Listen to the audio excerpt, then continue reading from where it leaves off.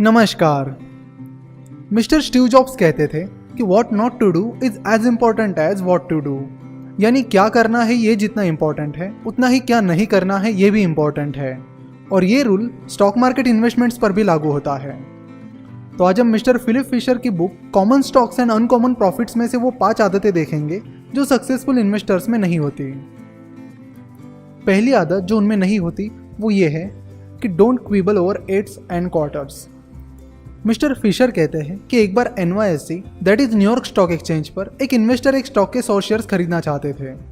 जिस दिन वो शेयर्स खरीदना चाहते थे उस दिन शेयर की प्राइस $35.5 चल रही थी। उस इन्वेस्टर ने आधा डॉलर बचाने के लिए अपनी ऑर्डर $35 की प्राइस पर प्लेस कर दी।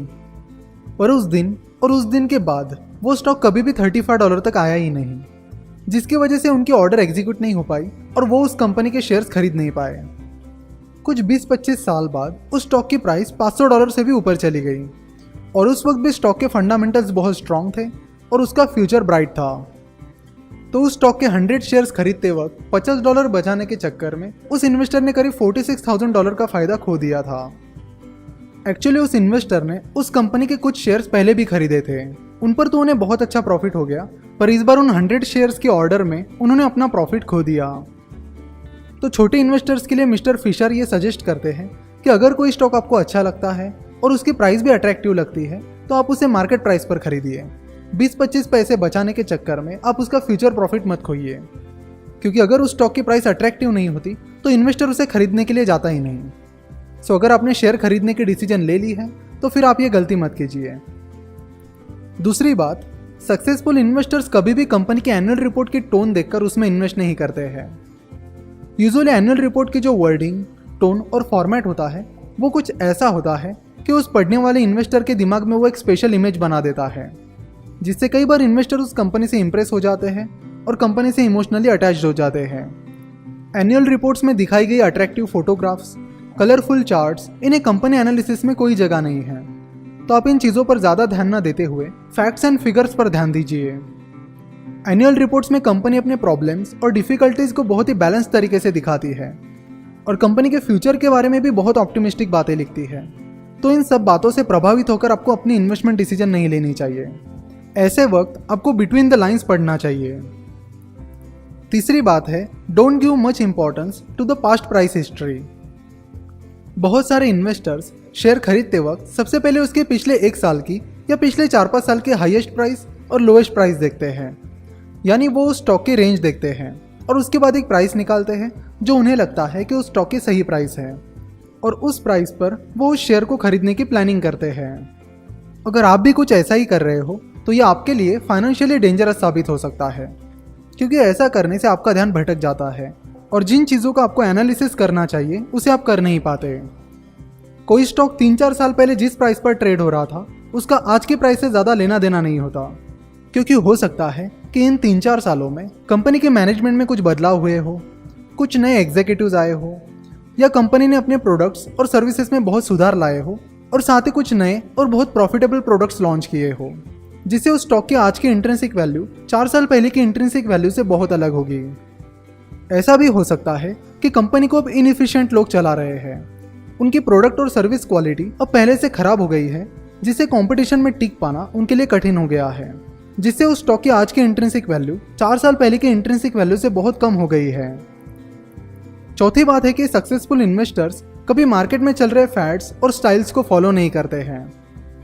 मिस्टर फिशर कहते हैं कि जिस तरह महिलाओं के क्लॉथ्स के फैड्स और स्टाइल्स होते हैं उसी तरह स्टॉक मार्केट में भी फैड्स और स्टाइल्स होती है और इन फैड्स और स्टाइल्स की वजह से स्टॉक की प्राइस और उसकी रियल वैल्यू में बहुत डिफरेंस आ जाता है।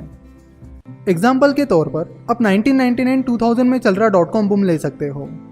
.com बूम में टेक्नोलॉजी और .com कंपनीज को खरीदने का फैड चल रहा था। जब कोई फैड चल रहा होता है तब लोग उस चीज़ को किसी भी भाव में खरीद लेते हैं, जिससे उसकी प्राइस और वैल्यू में बहुत डिफरेंस आ जाता है।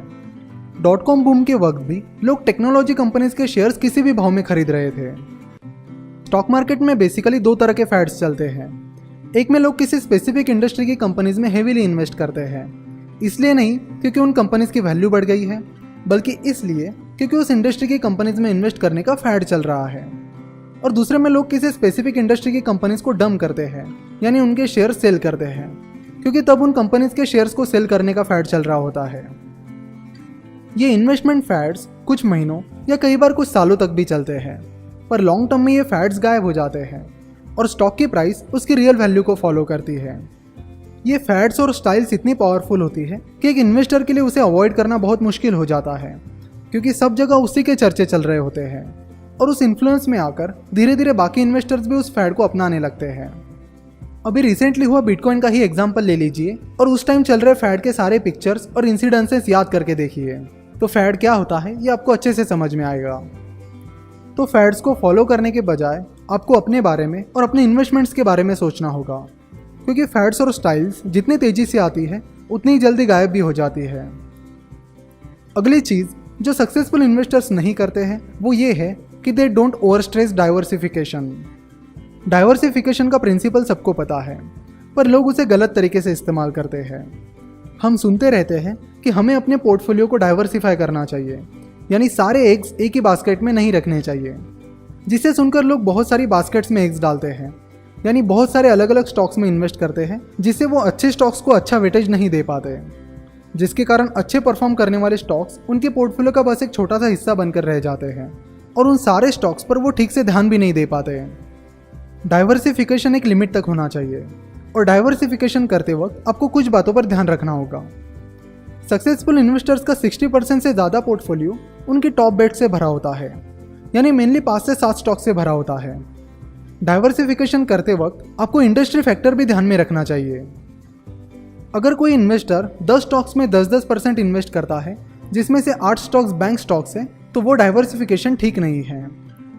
अगर कोई इन्वेस्टर 10 स्टॉक्स में 10-10% इन्वेस्ट करता है और सारे के सारे स्टॉक्स अलग अलग इंडस्ट्री के हैं, तो वो भी एक अच्छा डाइवर्सिफिकेशन नहीं है।